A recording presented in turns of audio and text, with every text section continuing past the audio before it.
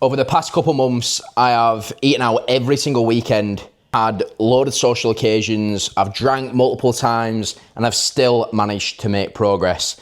Now, the reason why you're probably on this video is because you've been trying to do the same, or perhaps you're trying to get in shape and you're going out and you're not seeing any progress. In fact, you're working hard Monday to Friday, but then at the weekend, it's a complete free-for-all and you're throwing yourself right back to square one. Yeah, you are gonna have to sacrifice something, but you don't have to sacrifice everything. And that is the key. There are gonna be sacrifices. If I was stood here and telling you, you can eat anything, you can do anything, I'd be selling you a dream. You are gonna have to sacrifice something, whether that be switching to vodka Diet Cokes if you're going out and you're trying to get pissed up, or whether that's going for a slightly healthier option on the menu, whatever it may be, there is going to be some element of sacrifice depending on the situation that you're in. Now, what I mean by this is if you're going out just on the weekend and you're going out for a few bevies, maybe a meal, there is going to have to be some sacrifice. If you go into a wedding or, it's a birthday party for a relative or something like that, then that might be a time where you just let yourself completely relax. But if you're going out and it's a routine thing, sacrifice one thing. And if you choose to perhaps have a sloppy burger or a pizza or something which is a little bit higher in calories, then make the sacrifice with the drink. You could be really good and go with just Diet Cokes or water, or there's plenty of flavoured drinks out there that have 0 calories. Or if you do want a drink, you could say, instead of having my usual beer, which is 200 to 300 calories, instead I'm going to have a vodka and Diet Coke, which is just less than half the calories. And that small little sacrifice will help you to keep that total weekly calories on average in the deficit. And once you realize that it's all about calories in versus calories out, so across the week, we need to be in a net deficit if we're wanting to lose weight. So if we're going out on a weekend and we are choosing to have a couple drinks and have a burger, that needs to be accounted for. So we either, like I say, have the burger and then have the smarter choice with the drinks, or we perhaps have a few beers and have a healthy choice with the food. And then that helps to keep those calories that we've banked, perhaps 1,000 calories that we've banked, to just 1,000 and not let that creep up to 2,000 or 2,500.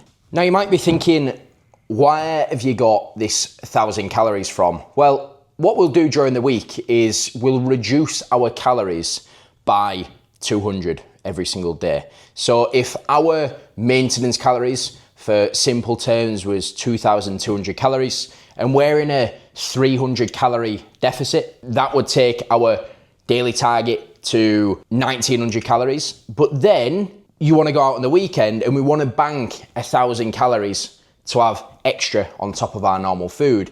We'd actually consume 1,700 calories.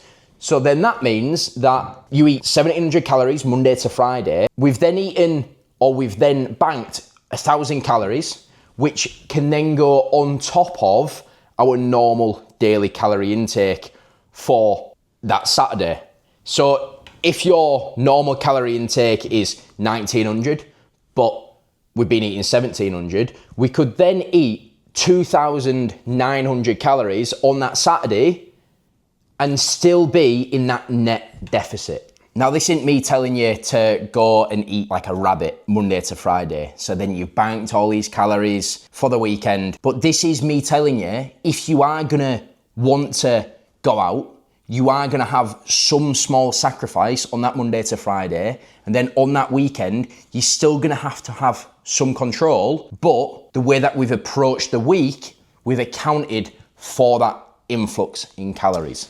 So we've banked our calories Monday to Friday. We've then gone out and eaten on the Saturday night. Sunday comes and we're craving a fry up. We're craving air at dog because we're hungover.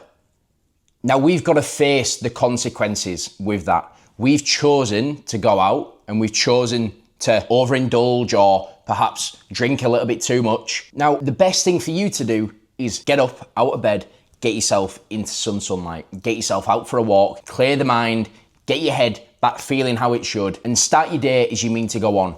Don't let that one evening turn into a full weekend where you're throwing away all your progress. I see far too many people say, I'll start again Monday, just because they've had a night out on the Saturday and they've had a couple drinks. It's not a reason to let all of that time go to waste, because remember, we've banked our calories for that Saturday night. But I want to go out on the Sunday as well. Well, that's completely fine, because we've still got our total daily calorie intake of 1700 or 1900 calories, and we can use that to our advantage. And that's not me saying that we restrict food throughout the day and then go out and have a dirty takeaway, have a couple beers, and use that full calorie allowance on just bad food. That's not what I'm saying. But what I am saying is, if you want to go out for a bit of brunch, you can perhaps play it safe, again, be smart with it, and have poached eggs on sourdough with a little bit of extra bacon,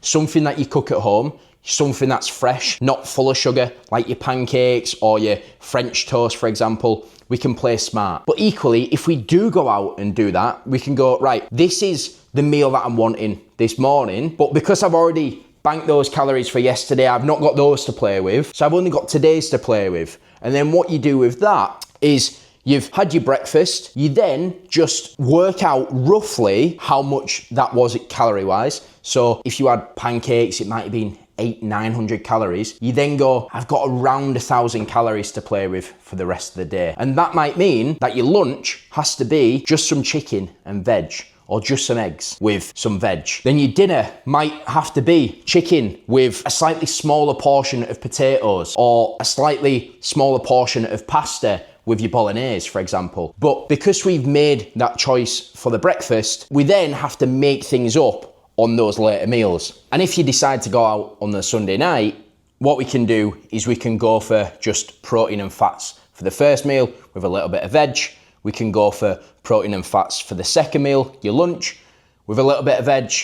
That then banks us, if your first meal and your second meal was around 300 to 400 calories, that then banks us 1,000 calories for that final meal, which we can then go out and enjoy ourselves as well. But remember, it's not about restricting yourself and not eating anything, because that just leads to binging, it leads to overeating, and it leads to you knocking yourself out of that calorie deficit and ruining your progress. So if you take anything from this video, it's about being smart with your food choices. It's about not overly restricting yourself, causing yourself to binge and completely throw everything out of whack. And it's that there is going to be some element of sacrifice. Remember, we want to be in shape. If it was that easy to be in shape and still go out and still enjoy foods and whatnot, everyone would be in shape. You are going to have to sacrifice something, whether that be a couple of 100 calories during the week, or whether that be a few extra pints on the weekend. But it is possible. I've done it, I've got clients that have done it, and you can be the next. So if you like this video, drop me a like, and if you want to see anything else, give me a little comment on what you want to see, and I'll make sure to get it done for you.